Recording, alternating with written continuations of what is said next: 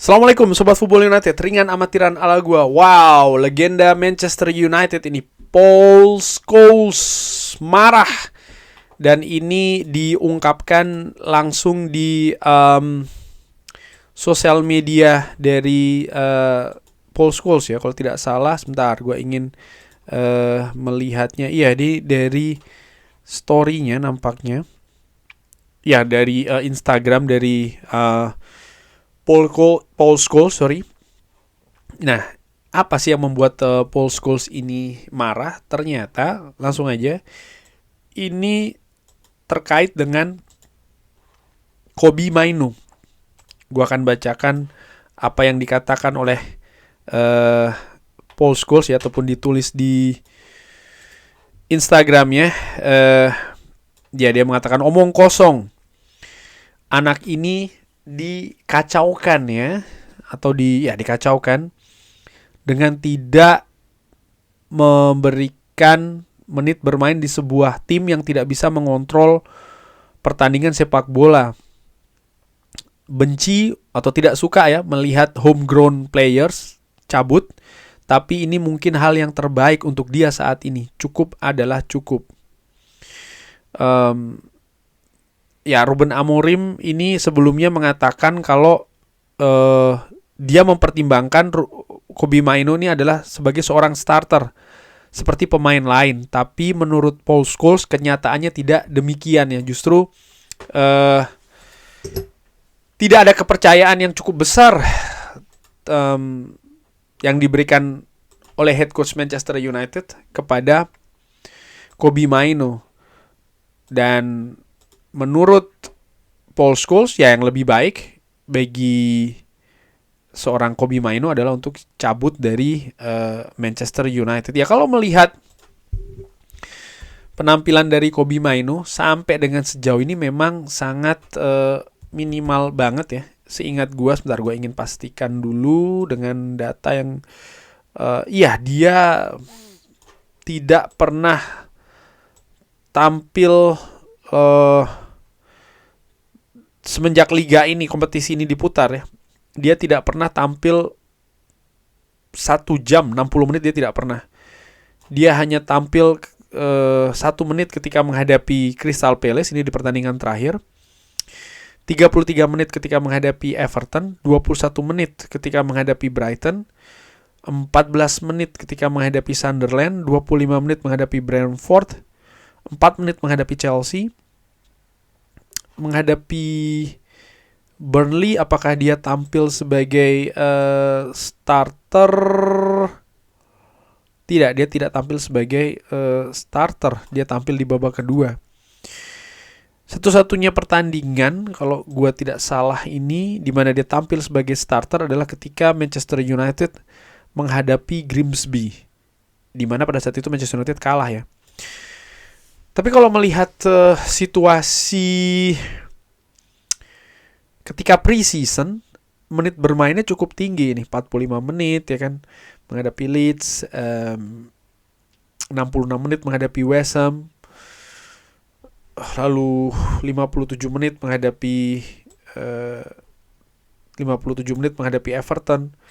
Dia memiliki menit bermain yang cukup tinggi, tapi tidak ketika Premier League ini bergulir.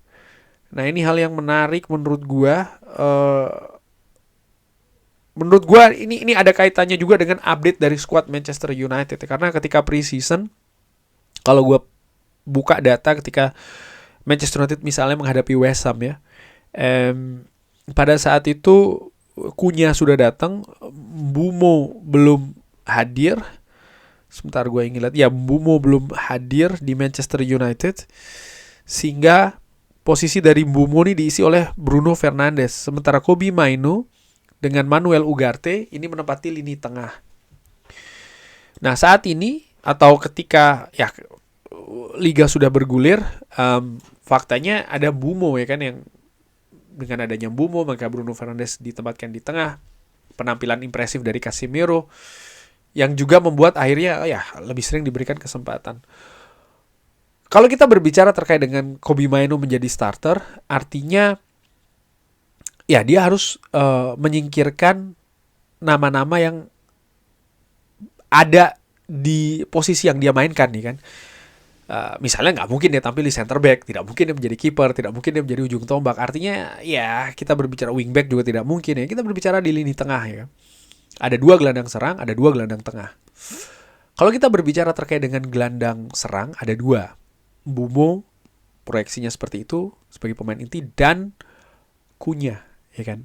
2 pemain yang direkrut di musim panas dengan harga tinggi dan memang diproyeksi memang sebagai starter ya kan. Ya kita kalau lihat seandainya 2 pemain ini disaingkan dengan Kobbie Mainoo, Cunha maupun juga Mbeumo, gua berpikir Kobbie Mainoo tidak punya kapasitas atau belum kapasitas untuk mengalahkan 2 pemain ini.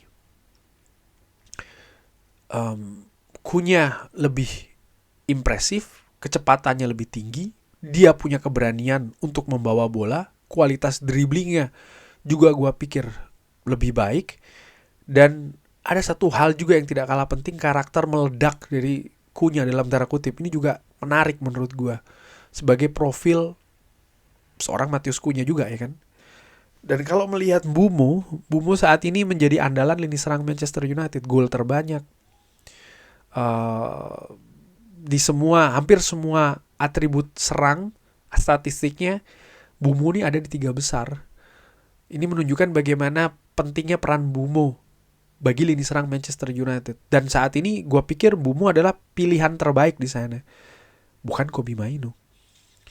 Lalu kalau kita bergeser ke gelandang tengah, ada Casemiro dan juga Bruno. Saat ini seperti itu. Casemiro tampil fantastis menurut gue, terutama dari sisi bertahan ya. Semacam kayak mendapatkan sebuah kebangkitan lagi nih seorang Casemiro. Tacklingnya, duelsnya, intensitasnya, fighting spiritnya, yang tidak kalah penting juga pengalamannya. Dan terkait dengan kemampuan defensif, ini juga bukan hal yang baik, atribut yang kuat dari seorang Kobbie Mainoo, sehingga untuk menyingkirkan Casemiro saat ini belum.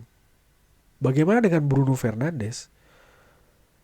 Gue tahu ada banyak yang tidak suka dengan Bruno Fernandes ya kan, dengan apapun alasannya, yang kalau gue lihat lebih ke alasan subjektif sih sebenarnya. Karena kalau kita melihat alasan objektifnya dari angka maupun data, Bruno Fernandes ini menjadi komponen penting bahkan bagi Manchester United, menjadi pemain yang paling baik yang ada di Manchester United saat ini, menjadi pemain bahkan yang juga sudah memenangkan gelar pemain terbaik bulanan ya kan, Premier League di salah satu periodenya, bulannya, sehingga ini membuktikan bahwa dia memang seorang pemain yang vital bagi Manchester United. Kita kalau berbicara terkait dengan angka-angka, kreativitas, atribut-atribut seperti itu, chances created,